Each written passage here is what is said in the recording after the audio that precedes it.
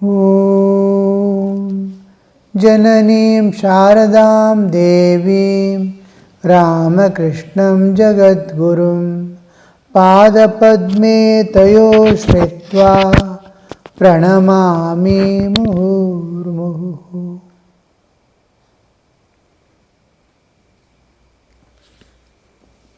To attend to a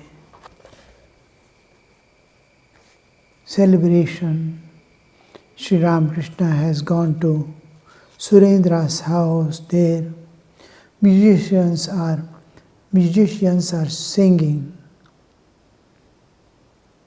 The song went on. Radha says, "Even the desire for Krishna's presence has cooled and refreshed my feverish body."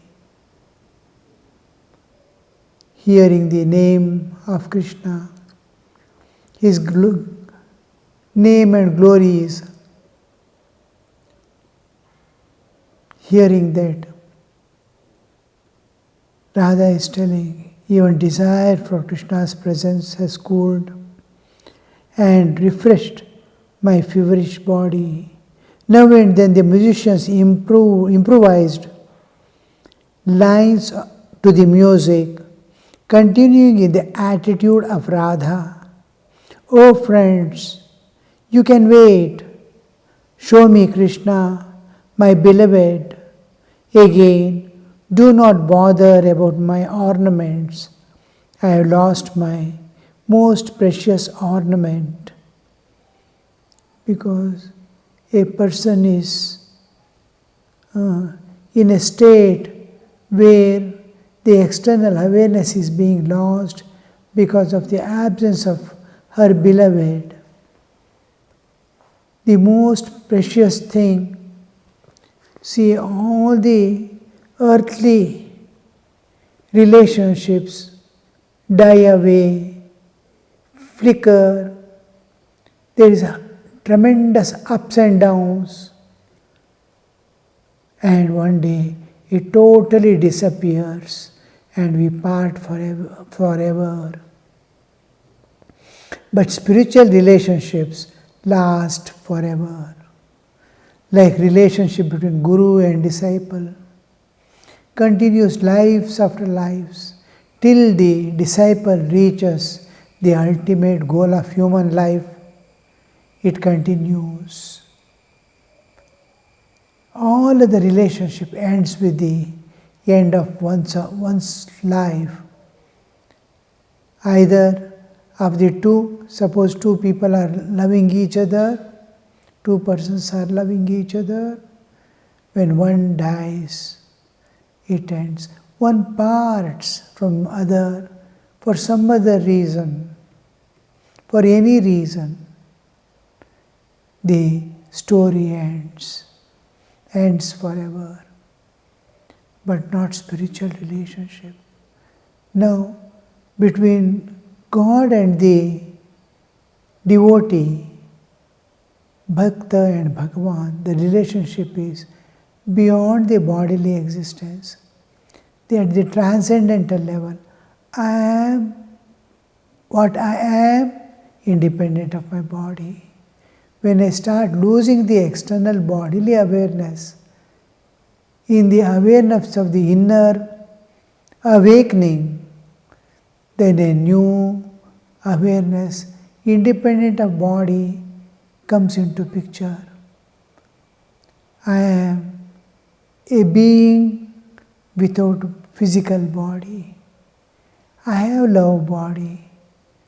I have the awareness of my beloved, and beloved belongs to the transcendental. So too I am the divine being, independent of bodily existence. This relationship is one of the eternal oneness between the God and the devotee, or the Jiva and Parameshvara.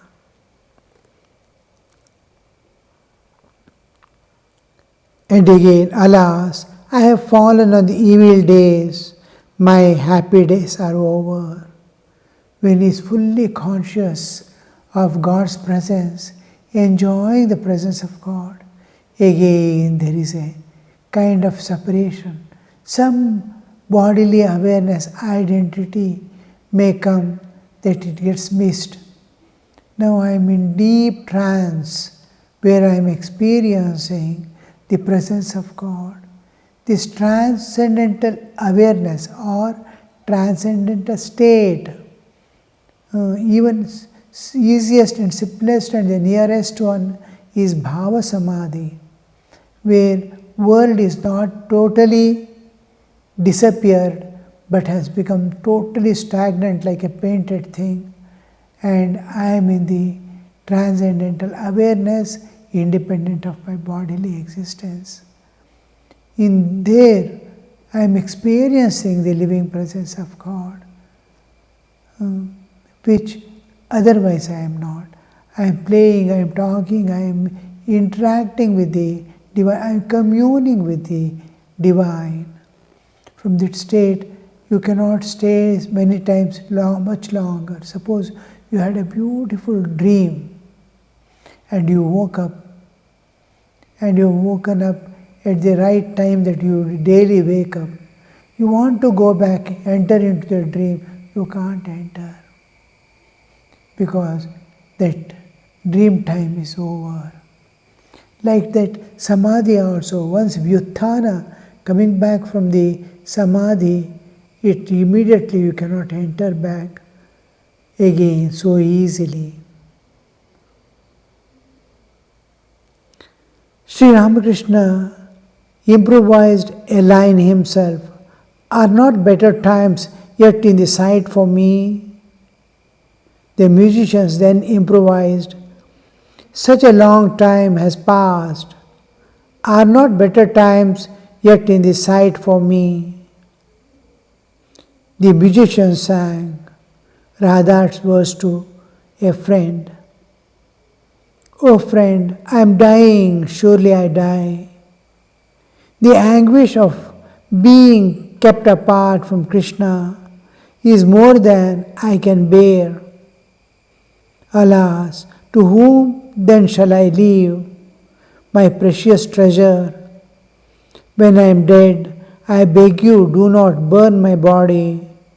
Do not cast into the river. See that it is not given to the flames. Do not cast it into water. It is this body that I played with Krishna. Bind my lifeless form, I beg you, to the black tamla trees, tamala tree branches, tie it to the tamala tree. Touching the tamala, it touches black. Krishna is black, and black is the tamala tree. Black is the color that I love. From the earliest childhood, I have loved it. To the black Krishna, my body belongs to. Let it not lie apart from the black."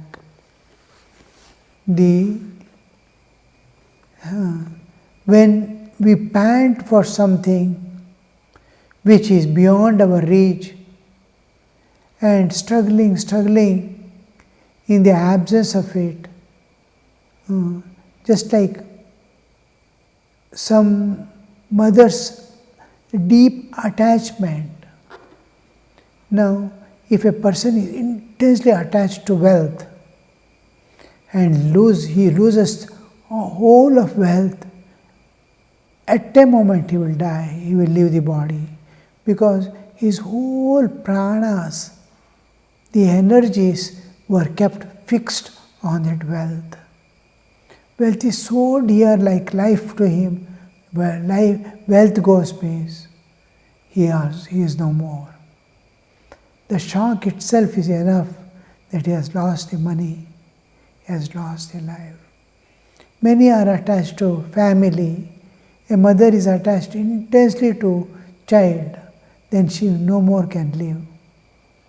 Little attachment also will make her struggle, weep, fast for many days, soon sometime.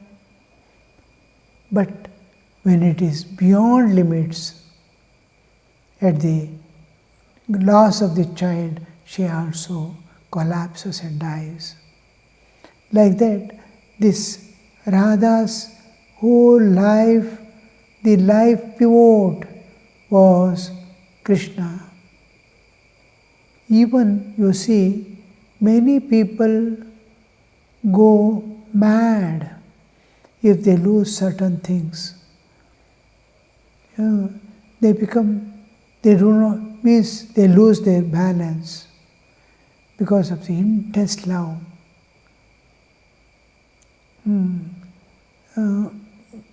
We commonly see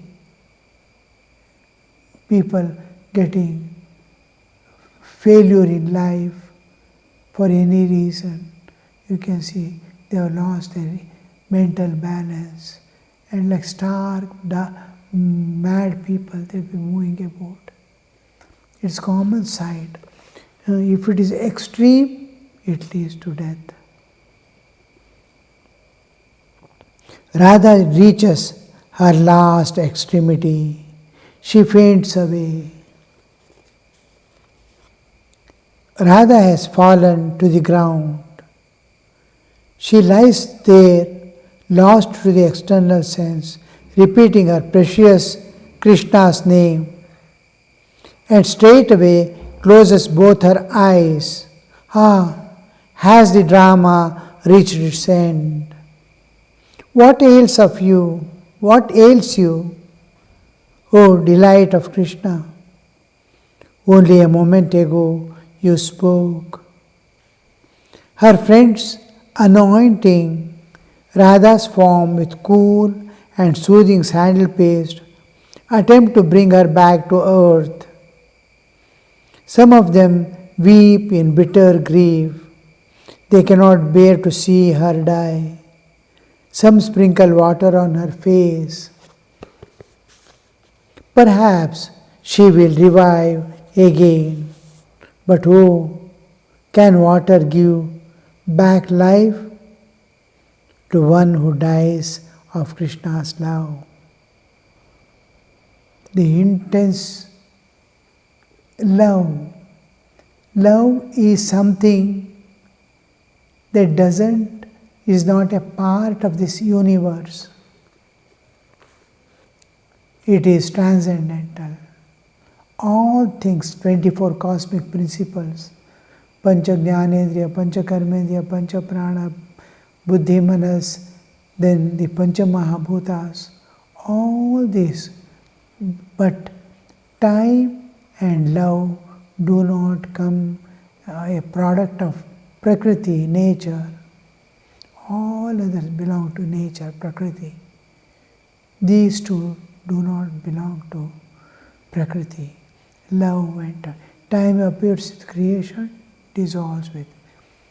And my bodily existence, the core of my existence, the innermost core, which we call heart of man, beyond my bodily existence, beyond my sense existence, beyond my mind, beyond my intellect. All these are external sheets covering my soul. Beyond that is the Sakshi, Prajna, the pure awareness. Beyond the awareness is the gateway to the infinite, eternal, the 10th door. This is the Anahata Chakra. If you move a step behind, you are divine. If you move a step ahead, you are human. The joining of the God and man, where God and man meet within my existence, is the what we call heart of man. This is a spiritual heart. Bodily existence, spiritual existence, where they join. If you move, it is a threshold between the inner and the outer. So here, the heart of man. This from the infinite, the Atman as if is flowing out, is called love. And when it is focused on any object in this world, its aperture closes down because it is perishable, lasts for 2 days and disappears, and drops of love drip forth. And when it is universal, it opens up. Whereas differences are totally dissolved, absolute equality is maintained, then the aperture opens up. And when it is divine, there is no aperture at all. The love floods forth. From infinity it comes. Through the heart, it flows to the infinity again. There the jiva finds the absolute fulfillment. And this infinity to infinity existence dissolves the individual's identity, dissolves the personality, dissolves the individuality, and makes the inner and outer existence one. So here we see what is love. And love is totally independent. When this love is not able to attain anything, the bodily existence falls off. Love turns within without finding a place to rest or a purpose to fulfill. The only purpose of the love, human love, is to attain the divine. Otherwise it has no purpose. It cannot be given to the perishable. It cannot be given to any object that appears and disappears. It automatically closes. So fulfillment of love is never attained. Fulfillment of love is the only purpose of which the human life, Sri Ramakrishna, last what remains is pure love. So when that love doesn't find that infinite door, she wants love, she is loving God the Supreme, because she has a bodily identity. She wants the infinite to manifest through that bodily identity and receive the love. Absolute purity is manifest. Absolute absence of instruments is expressed. It is from the transcendental to transcendental. The bridge has collapsed. And then it has no other purpose to fulfill. The body falls off. Radha's friends chant Krishna's sweet name in her ears. This brings her back to partial consciousness. She looks at the black tamala tree and thinks that Krishna stands before her. Krishna's name restores her life. Once more, her two eyes gaze around, but Krishna's face she cannot see. Alas, how bitterly she weeps. Where is my Krishna? Where is he whose name you chanted in my ears? Bring him but once before me here. Seeing the black tamala tree, she stares at it and cries aloud. There his crest, I see it clearly. There is my Krishna's lovely crest, but only peacock did she see, whose glistening feathers she mistook for the gay feather on Krishna's crest. Krishna has gone to Mathura to assume his royal duties. He has discarded his covered dress and flute and put on the royal regalia. Radha's friends, after hurried consultation, send a gopi to Mathura as a messenger. She meets a woman of the city of her own age who asks her where she comes from. Radha's friend says, I do not have to call Krishna. He himself will come to me. But nonetheless, she follows the woman of Mathura and goes to the Krishna's palace. In the street she weeps, overcome with grief, and prays to Krishna, O Hari, where are you? O life of the gopis, O enchanter of our hearts, O beloved of Radha, O Hari, remover of the devotee's shame, come to us but once more. With great pride, I said to the people of Mathura that you yourself would come to me. Please do not humiliate me. All this, these are the states. These are not mental creations or mental states. These are existential aspects taking various. Now you see water, you can see how it flows. You cannot imagine it is taking its own shape as it wants. Nor the ice. Ice is solid. It cannot change its form anymore unless it dissolves. Water can flow, it can change its form, but is governed by a law of gravitation. It cannot change its form according to its will or by any other way, any other cause. It cannot become like a cat and sit there. But when it evaporates and slowly rises up to sky and slowly takes the form of cloud, you can see how many forms from moment to moment it is changing. It is the same water, it is the same ice here as cloud. But what a difference! It has free movements from one form to another form. Now you see it as a tiger. Next moment it is there like a cow. It is like there, it like a Ganesha. It goes on changing.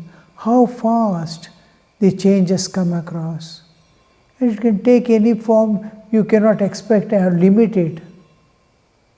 So here we see it is existential condition of water alone. It is not something is there. It is water alone. One of its existential it is a different condition in which it can change it.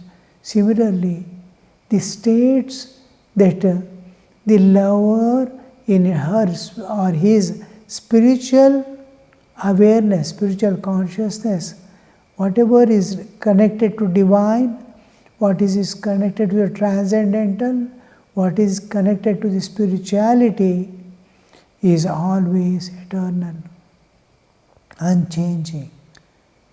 So here we see in the spiritual world of spiritual awareness, they are moving about from one thought to another thought, and these thoughts are not thoughts of the imaginary world, of the reality.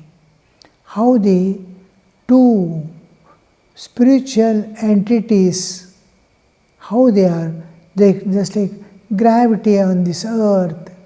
Any stone that goes up has to come down. Suppose a huge stone is tied to something above. what will be its condition? Suppose a tree is there and a ton weighing stone is tied to it. See the condition of the stone. It is strong wind, storm cannot move it. And its whole attraction is towards the earth. Earth is pulling it and it is bound. Oh, look at its gravity with which it is attracting, and how imagine the size of the earth and the size of the stone, 1 quintal or 1 ton weighing stone piece is tied. Where is 1 ton? Where is the weight of earth? How the earth might be pulling it. And imagine how it becomes intensely, something is pulling and it is tied away. We see similar condition when calf is tied away from the mother cow. How that calf struggles to come near the cow, and cow how it struggles to go near its calf, but both are tied away. The same condition happens at the transcendental level of the spiritual existence, and they pass through so many commotions, not at the mental level, not at the intellectual level, not at any physical level, but it is in the transcendental, as if they are sitting motionless, but tears are flowing. ISKCON says, the woman of Mathura, oh, you are only a simple milkmaid. How can you go to see our king, our Krishna, in your beggar's rags? Behind 7 doors, his chamber stands. You cannot enter. How can you go? I die of shame to see your boldness. Tell me, how will you manage to enter? Says the Gopi, Krishna, beloved, soul of the Gopis, oh, where are you? Come to me here and save my life. Where are you, adorable soul of the Gopis? Come to me, Lord of Mathura, and save the life of your sorrowing handmaid. Ah, where are you, beloved of Radha, Lord of our hearts and friend of our souls?